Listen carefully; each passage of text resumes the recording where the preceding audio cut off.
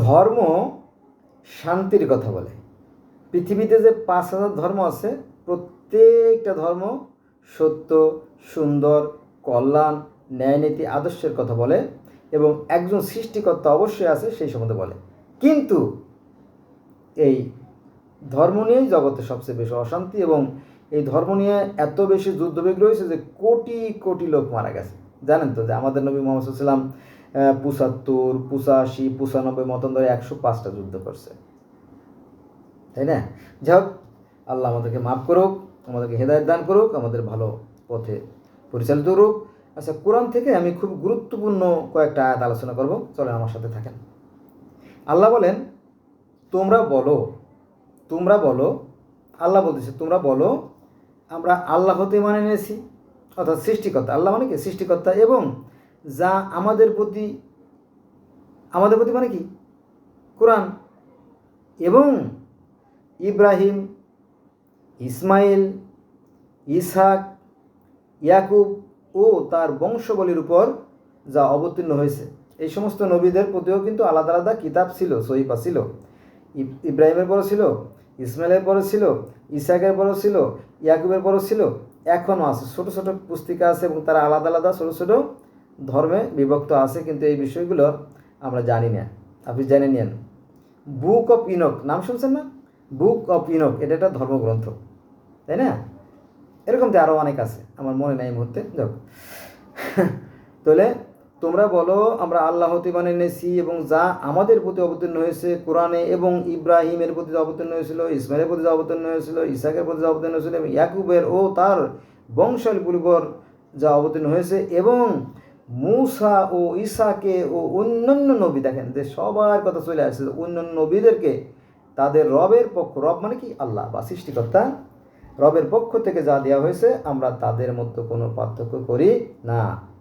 কোরআন বলতেছে যে এই যে কোরআন বলতেছে, দেখেন কোরআন বলতেছে যে ইব্রাহিম, ইসমাইল, ইসহাক, ইয়াকুব, তারপরে মূসা, ঈসা, এদের প্রতি এবং অন্যান্য নবীদের প্রতি যে সমস্ত কিতাব অবতীর্ণ হয়েছে আমরা তাদের মধ্যে কোনো পার্থক্য করি না। আল্লাহ বলে দিচ্ছে কোরআনে। কিন্তু এই পুষ্কে মুমিনরা বলে কি যে না, আমরা অন্যান্য কিতাব মানি না, মানবো না। কেমন কথা? তাহলে এটা কোরআনের বিরুদ্ধে চলে যায় না? কোরআনের বিরুদ্ধে চলে যায়। ফলে ধর্মের মধ্যে বিভেদ সৃষ্টি হয়। যাও, কি বলতেছে যে অন্যান্য নবীদের প্রতি তাদের রবের পক্ষ থেকে, অন্যান্য নবীদেরকে তাদের রবের পক্ষ থেকে যা দেওয়া হয়েছে আমরা তাদের মধ্যে কোনো পার্থক্য করি না, এবং আমরা তার কাছে আত্মসমর্পণ করি, অর্থাৎ আল্লাহর কাছে আমরা আত্মসমর্পণ করি। কারণ এই সমস্ত সকল কিতাব বিভিন্ন ভাষায়, বিভিন্ন জাতির কাছে, বিভিন্ন সম্প্রদায়ের কাছে কে দিয়েছে? আল্লাহ দিয়েছে। এটা কোথায় আছে? 2 নম্বর সূরা বাকারার 136 নম্বর আয়াতে। ক্লিয়ার? আচ্ছা, আসেন আরও 2টা আয়াত আলোচনা করি। আল্লাহ বলতেছে যে প্রত্যেকের নির্দিষ্ট দিক আছে, সেদিকে সে মুখ করে। প্রত্যেকটা জাতির জন্য দেখবেন আলাদা আলাদা দিক আছে। এই বিষয়গুলো সবাই বলতে পারবে না।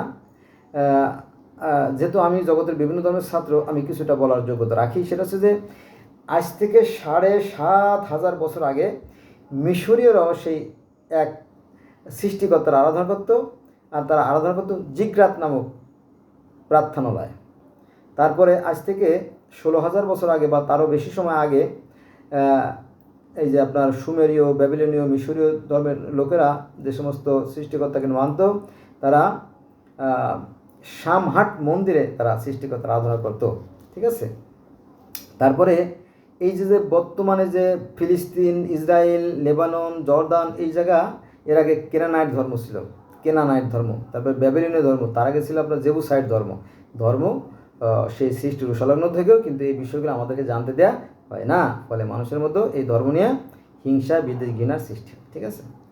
কোরআনটা আমাদেরকে সবাই জানা দরকার, তাহলে বোধহয় আমাদের ভিতর থেকে যে ধার্মিকতা, যে অহংকার আছে, সেটা দূর হয়ে যেত। যাক, প্রত্যেকের নির্দিষ্ট দিক আছে, সেদিকে সে মুখ করে, তাই না? প্রত্যেকের এক একটা জাতির এক একটা নিয়মকানুন আল্লাহ বাতিল দিয়েছে। এটা আছে সূরা আল বাকারা, অর্থাৎ 2 নম্বর সূরার 148 নম্বর আয়াত। আচ্ছা, এবার আসেন আর একটা আয়াত বলে আমি এই ভিডিওটা আজকের মধ্যে শেষ করে দেব। আল্লাহ বলতেছে মানুষগণ, অর্থাৎ মানুষেরা সকল মানুষেরা আদিতে ছিল একই উম্মতভুক্ত। তখন মানুষের সংখ্যা ছিল কম, তাই না?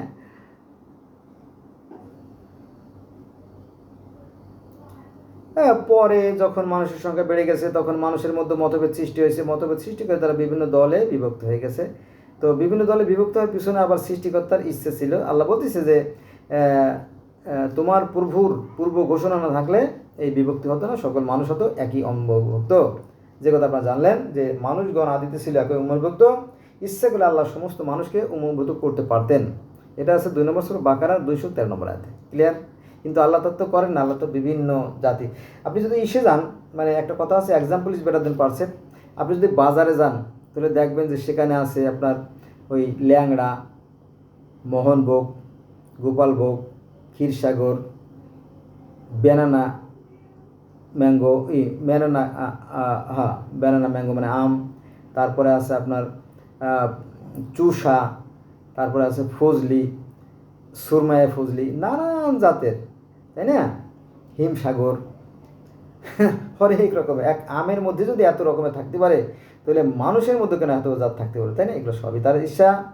অতএব চলুন আমরা ধর্ম নিয়ে বাড়াবাড়ি না করি, যার যার অয়েলের অন্বেষণ, আমরা যার যার চরকায় তেল দেই। ঠিক আছে? তো এই আজকে এই মতো রইল। সবাই ভালো থাকবেন। আল্লাহ হাফেজ।